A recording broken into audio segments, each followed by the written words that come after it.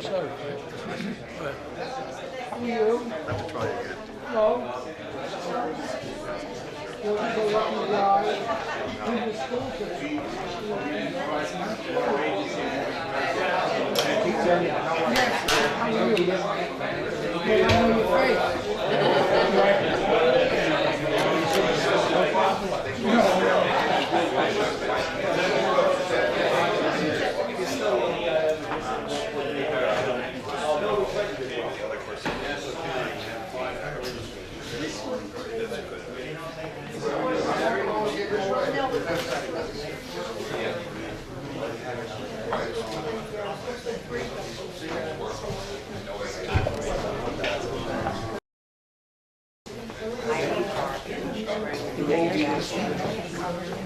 That's what I said, yeah, but I mean, I guess it's way.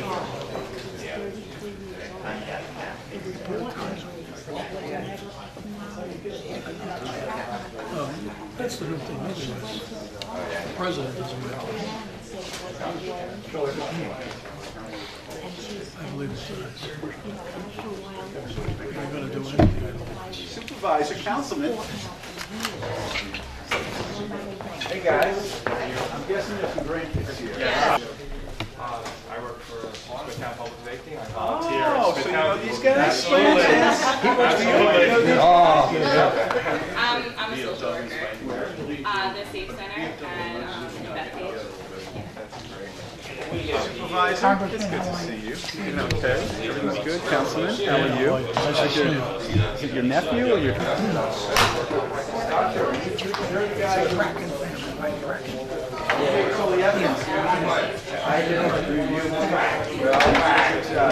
What's the family's name? Okay, so What's the family's name? come on up. Please come on up with us. Sure. We're just waiting to see if one more television cameras coming.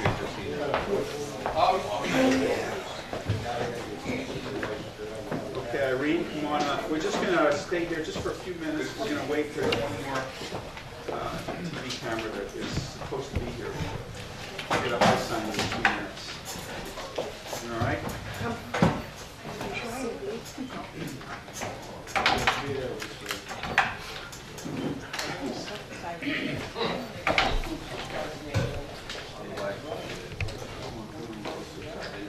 Commander, where's the commander? Come on up, commander.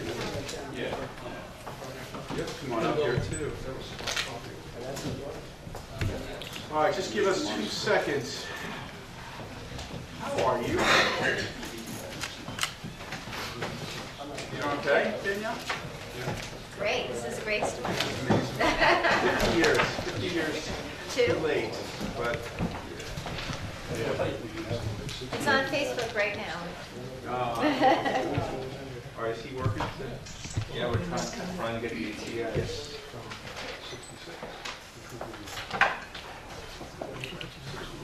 Francis is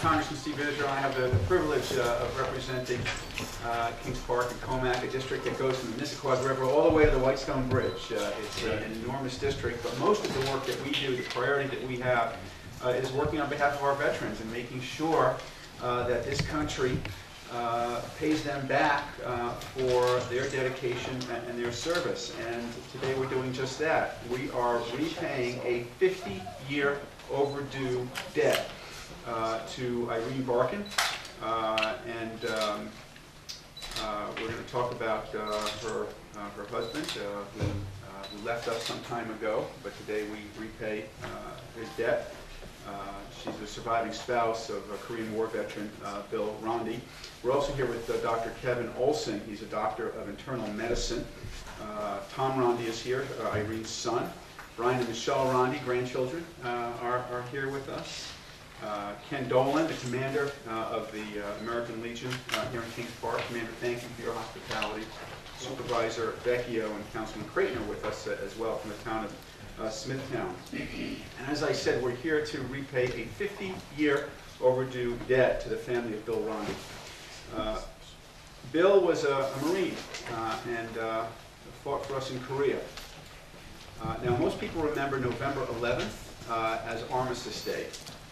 Many Americans know November 11th was the 11th hour in the 11th month, on the 11th day that ended World War I. But Corporal Bill Ronde remembered November 11th, 1952 for another reason. That was the day that he was wounded as a Marine in Korea. He was hit by enemy mortar fire. The mortar penetrated his chest, very close to his heart and armpit. Military medical officers couldn't remove all of the shrapnel, and so for the rest of his life, he lived with metal fragments in his chest. And some of the fragments were very dangerously close to his heart.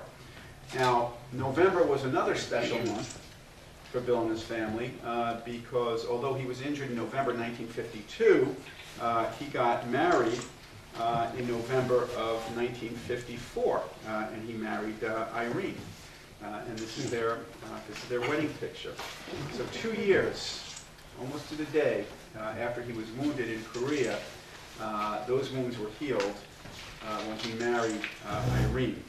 They purchased a home in Huntington Station. Bill worked as an assistant manager at the local A&P. And then in another November, November 22nd, 1965, Bill came home and he complained to Irene that he wasn't feeling well, and then he collapsed and he was taken to Huntington Hospital by ambulance where he passed at the age of 34. Now, they did an autopsy the next day, and they said that the official cause of death was a thickening of the artery walls of the heart. And many doctors and Bill's family believed that that condition was caused by and exacerbated by the wounds that Bill sustained in Korea in 1952. Many years later, many decades later, in June of 2010, Irene filed a claim with the VA. Stating that her husband's heart attack was caused by the shrapnel wounds that he received in Korea. In July of 2011, nearly a year later, the VA denied the claim, and they said that there was insufficient medical evidence to suggest that those wounds were related to his passing. In August of 2011, Irene contacted my office for assistance appealing the decision, and we did what we always do. We went right to work. We filed the appeal, we sent it to the VA, we called the VA, we called the VA again, we called them again and again, we called them frequently so that they would do the right thing on this. For nearly 3 years, the VA actually fought, not Irene, but themselves, because they couldn't figure out what regional office even had jurisdiction for this. So you had the bureaucracy fighting the bureaucracy to figure out who could even address this. And for 3 years, we kept telling them, we don't care who addresses it, just address it. Just get this figured out.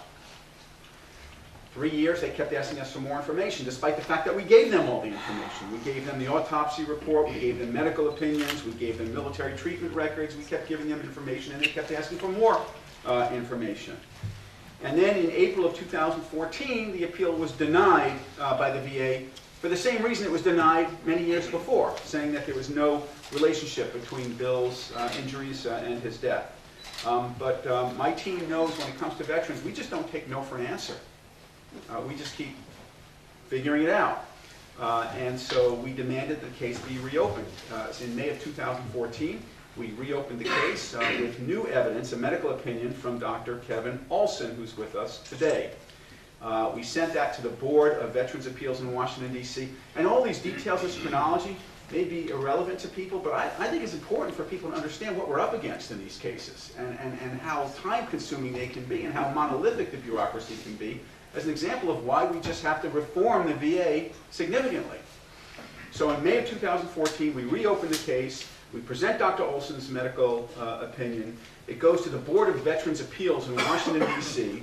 A travel board hearing was requested for Irene at the New York Regional Office in Manhattan. Irene received a new hearing on November 6, 2014.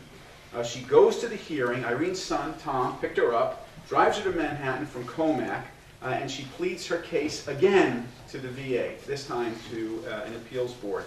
And on December 22nd of last year, the Board of Veterans Affairs in Washington, D.C. overturned the previous denials. In fact saying, and I quote, "It is entirely possible and perhaps even probable that these factors contributed to Bill's premature death at the age of 34. Then the case was sent back to the New York Regional Office and goes back and forth there. And then finally, last week, I had the privilege to call Irene and tell her that we had secured for her a retroactive payment of $67,199 going back to August of 2010. And every month now, for the rest of her life, Irene will be receiving $1,254 a month. So nearly $67,000 in one retroactive payment, and $1,254 a month, so she can take the grandkids out.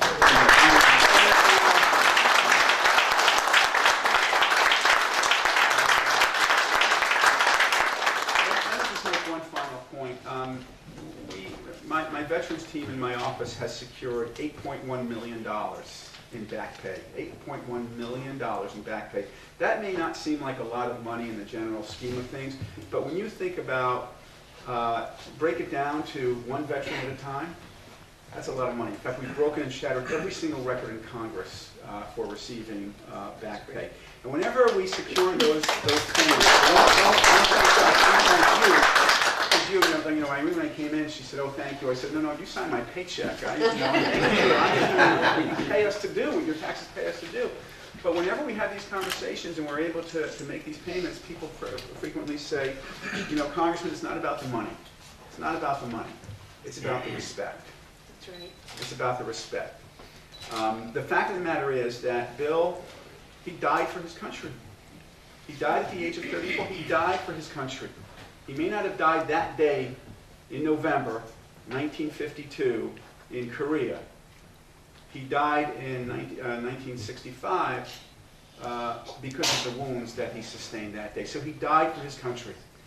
And many of my colleagues in the veterans community, the folks that we work for, know that it imprinted in every one of my staffers' minds, and in my mind, is what I think is the most important saying ever with respect to how we treat those who fell. Dying for freedom isn't the worst thing in the world, somebody once said. Dying for freedom isn't the worst thing in the world. Being forgotten for dying for freedom is. For 50 years, the VA forgot that Bill died for his country. And now, 50 years later, we remember, and we will never forget.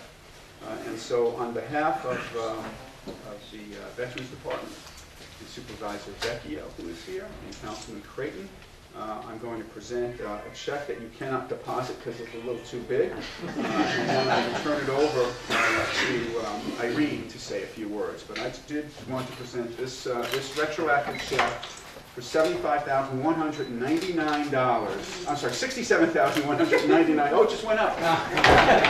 $67,199 to Irene for her husband's service and sacrifice to the United States of America.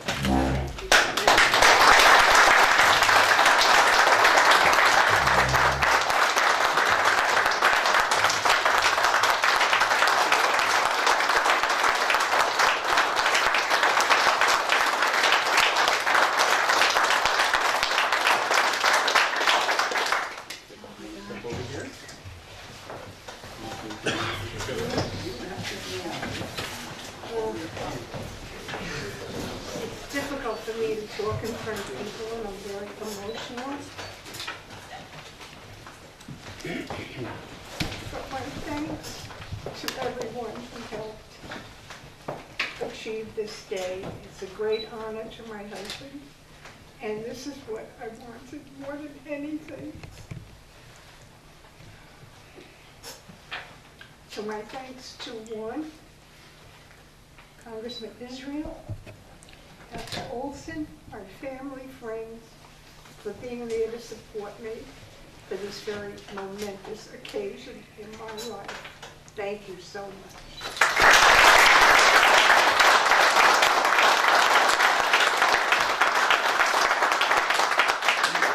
And I'm going to ask Dr. Olson to say a few words about the complexity of this case and hope that veterans who are listening to him understand you never give up. I don't have to say this to veterans, but I wish I could say it to VA more often.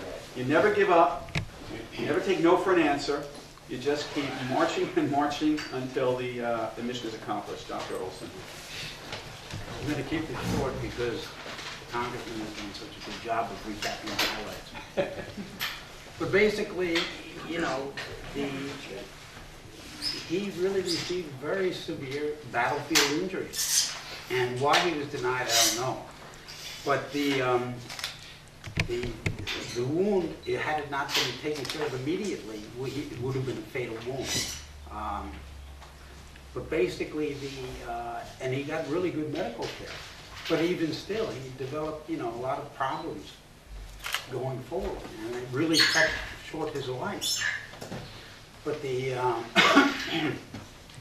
but basically, his, you know, he, as the Congressman said, he gave his life for his country. I mean, at the age of 34, and that's just really premature. And as it turns out, since that time, more has been learned about post-traumatic stress syndrome, which is what he was really suffering from. And that clearly accelerated the hardening of the arteries, the coronary arteries, and premature coronary artery disease and heart attack. And so I think that the main message here is that the government should, you know, try to help out the vets more than they are. But here, it's a case of not justice delayed, justice denied. Here, he got his justice.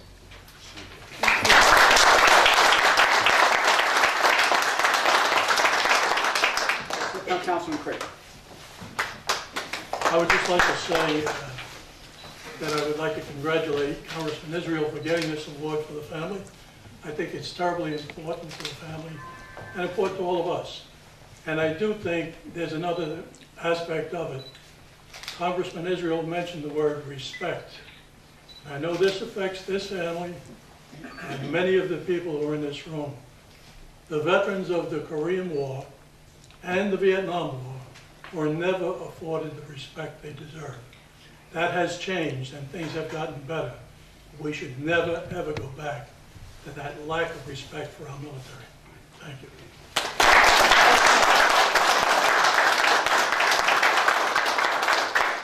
I'll just wrap it up, and then we'll take questions if you want, or we can do stand-ups, whatever you guys prefer. But I do want to say this. Took 50 years to repay this debt, and it was repaid. One of the things that I worry about, it makes me toss and turn every night, is what's going to happen when veterans from Afghanistan and Iraq age, and they begin to, their PTSD, which they may not know they have now, becomes more evident. Or the shrapnel in their chest that they thought wasn't going to be a health factor becomes a health factor. The VA right now is just not equipped to handle the magnitude and the pace of the claims that are going to come in a generation or 2 generations after Iraq and Afghanistan. And there's one thing in a polarized environment in Washington, D.C., where Republicans and Democrats and Republicans find excuses to fight each other on almost everything. The one thing that we shouldn't be fighting each other on is doing the right thing for our veterans and providing the VA with the resources it needs and the reform it needs so that no veteran ever again anywhere in this country has to go, or his or her family has to go 50 years to get the justice that they were due. If we do nothing else in Washington, D.C., and I mean nothing else, this is the one thing that absolutely must be done. Thank you all very much. Thank you.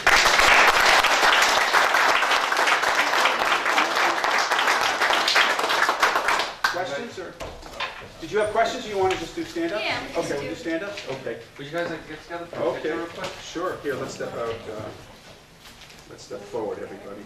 Come on. Supervisor, councilman, commander. Okay, why don't you just, if you would just take this. Okay? Now, Take it from the back. Look, I'm good. Good shot. I'll get it on my phone. Yeah, that's true. you know, I learned you can't cross anybody out if their hands are on. Doctor. I learned that early. Doctor, come on in. All right, everybody, right here. And then just one more.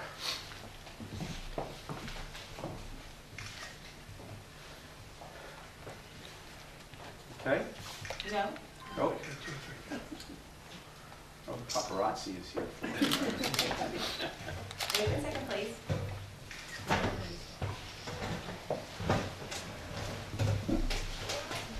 Stay right there, please.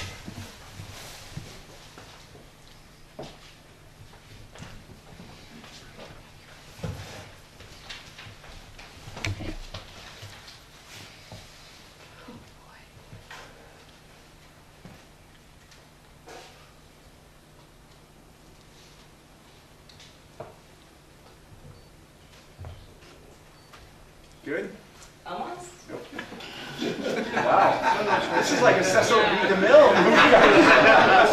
No, perfect. Thank you. We agreed now. Thank you, everybody. God bless you. Thank everyone for coming to us.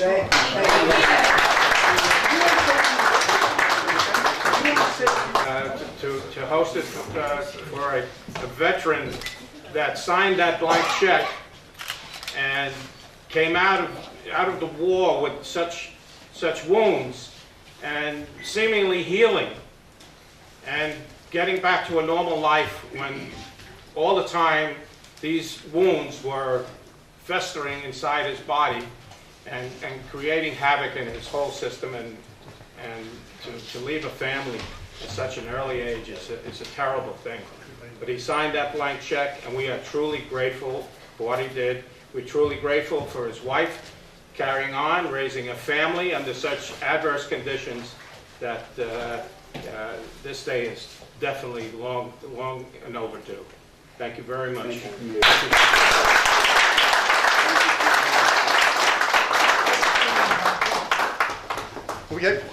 Can we have the whole family line up there, please, Sure. with you?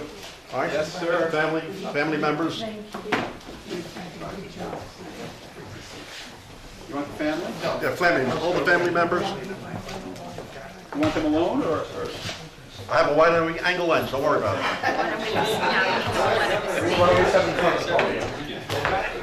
He means she wants Steve. Yes, Okay. yes, definitely. The Congressman. Yes, the Congressman. Sir? And, yes, with the Congressman and the family. Other members of the family. Where do you live? I live right in Smithtown. In Smithtown? Yes. And you also? Yes. And you're, okay. We're all in Smithtown. There you go. Yeah, where's that wedding picture? Let's get that wedding picture held up here. Would that be okay? Go right ahead. There Put we the, go. hold the flag too if you wish. Whatever you'd like. You have the flag too? Yes, it's the flag. Wow, everybody can hold something.